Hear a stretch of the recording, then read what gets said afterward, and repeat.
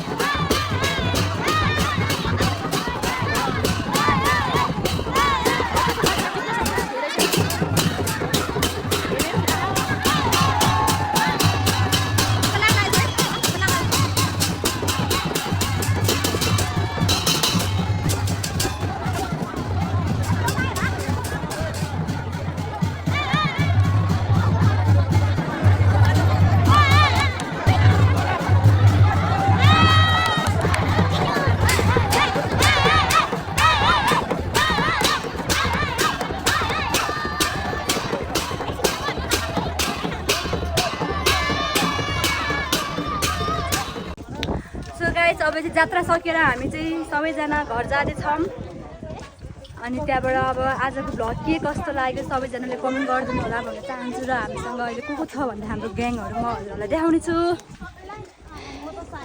दिदी यहाँ हेर्नु न सबैजना एकचोटि उताको मान्छे त कोही पनि हेरेन दिदी हाम्रो जात्रा सकेको छ गाइस त्यही हो हामी चाहिँ अब के भन्नु त आमा हजुर के भन्नु त्यो खरिया त्यहाँ लत्रे ठुलो मम्मी बाई थाहा के हाई थाहा अब हाम्रो जात्रा सकेको अवस्था अब चाहिँ हामी घर जाँदैछौँ गाइजहरू त्यही हो आजको भ्लग के कस्तो लाग्यो सबैजनाले कमेन्ट गरिदिनु होला हस् त बाई बाई टाटा